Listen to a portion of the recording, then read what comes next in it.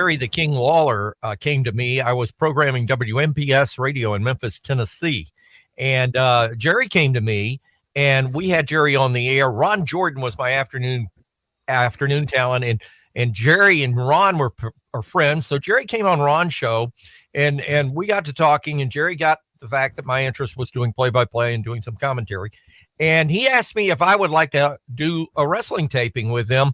And I actually did the first ever wrestling taping for the new NWA in Memphis for Jerry Jarrett Promotions with Jerry Jarrett and Jerry Lawler at the Cook Convention Center in March of 1977.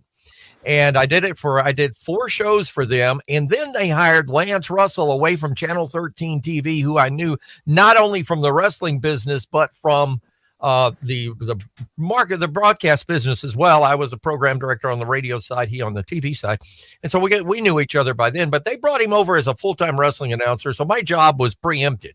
Well, I get to Nashville. I go to work for Nick Galush. Your dad, Ronnie West, was refereeing for Nick and working and doing some of the booking as well back then.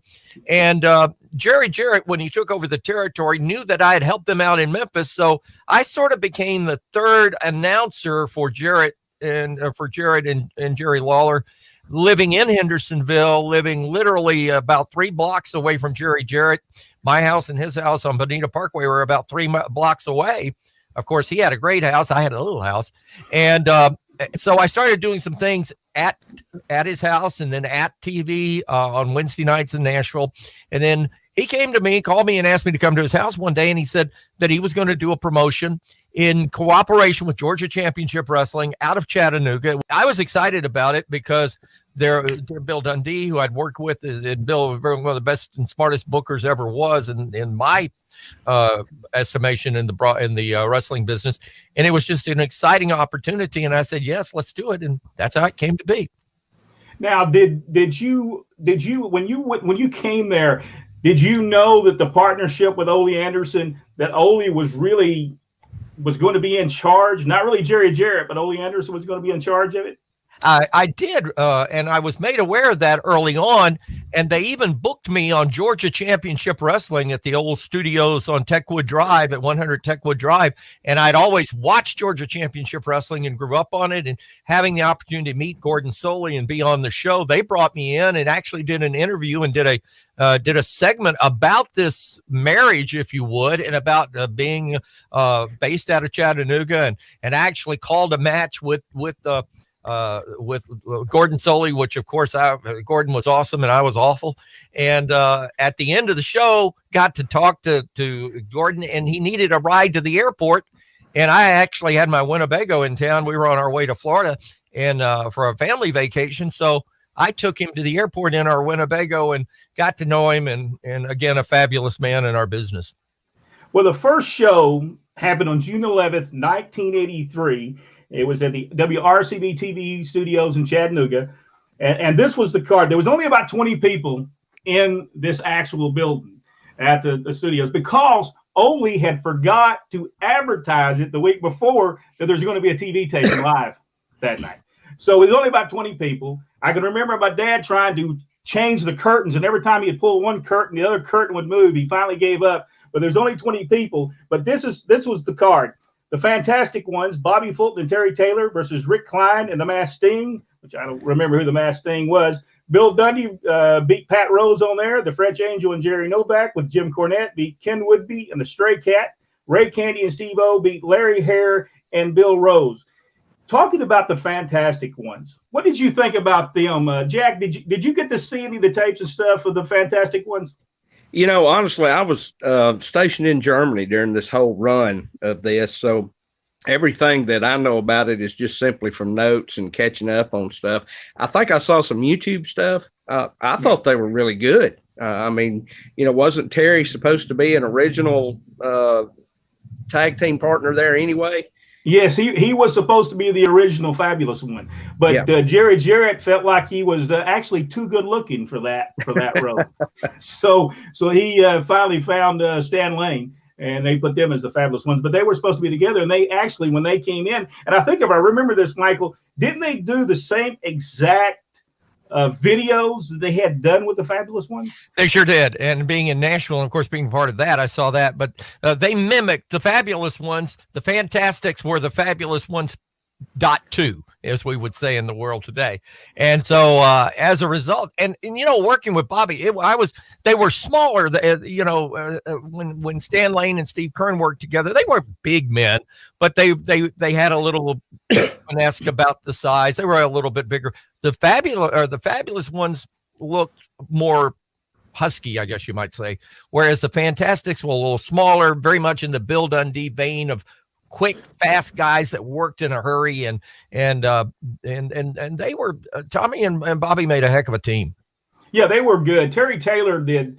I think that the thing about them is they were going against the Angel and Jerry Novak, Frank Morrell and the Bounty Hunter, when Cornette was their manager. And I think that was going to be, if the people later on in the show, I will share a little bit of who was going to be Terry Taylor's and Bobby Fulton's next opponents if it would have stayed in business. And I think once they got to these guys, there would have been going to be big business in the Georgia territory. One of the best things that I think happened to me out of working that area was I got to meet Jimmy Cornette, and I had seen Jimmy in Nashville taking pictures. He was a photographer, and he'd be around the ring, and got to talking to him. And then the next thing I know, I'm interviewing him on TV, and he's a manager. And gosh, what is Jimmy's career? Jimmy is, I think, outsmarted everybody and got in on the front end of the podcast era, and he's got a tremendous following. Oh yes, but boy, he can cause some grief.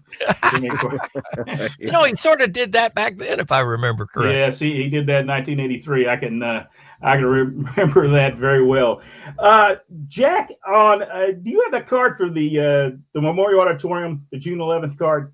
June 11th, yeah. We started off Bill Dundee versus Dutch Mantell, Ronnie Garvin versus the Iron Sheik, Larry Hare and Bill Rose versus the Fantastic Ones, Brett Wayne versus Norman Frederick Charles III with Jim Cornette, Rick Rude and Joe Lightfoot versus the French Angel and the Bounty Hunter with Jim Cornette, King Carl Fergie with Jim Cornette versus the Stray Cat.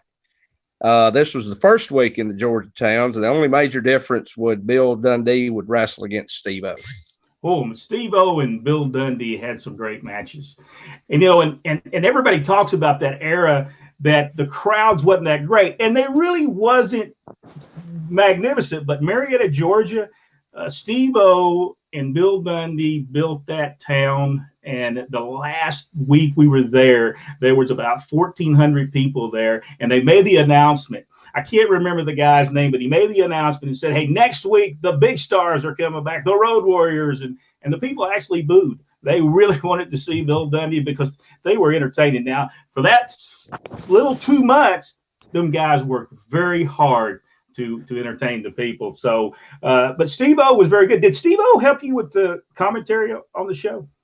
Steve actually did a couple of times, and was very proficient. And I always thought that as color commentators or professional wrestlers that join an announcer because I'm not a wrestler, I'm an announcer, and it added a lot to it. And Steve was a very, very smart fellow, and I always thought that he had a career once he stepped out of the ring. If he wanted to step behind the microphone, that he'd do a great job. But he was very, very astute.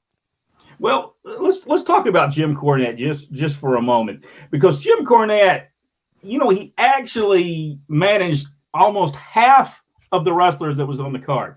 King Carl Fergie, Jerry Novak, Norman Frederick Charles III, and King Carl Fergie. And that was almost half of the time, because I think there was only 7 heels on it, and there were 7 baby faces that were full-time wrestlers. So he actually took her. What did you think? Cornette was a man that was able to really generate a lot of heat in a very short time that he was working for Georgia Championship Wrestling Superstars. Jimmy Cornette never met a man he didn't hate. I mean, let's be honest with it. And it was funny because I can remember a comment that Bill Dundee, and he said, "Man, you've got more. You're on TV more than anybody else. You're dominating the show." And he's a very dominating personality, and that's okay. But the thing that Cornette brought was a levity, but a seriousness. And that's the great thing about Jimmy. Jimmy can be funny as heck, and then 5 seconds later, hit somebody with a tennis racket. And he probably does that as well as anybody has ever done it in this business, in my opinion. Yep. Yeah, Jimmy was really good. That was his rookie year that year, and I really enjoyed seeing Jimmy Cornette.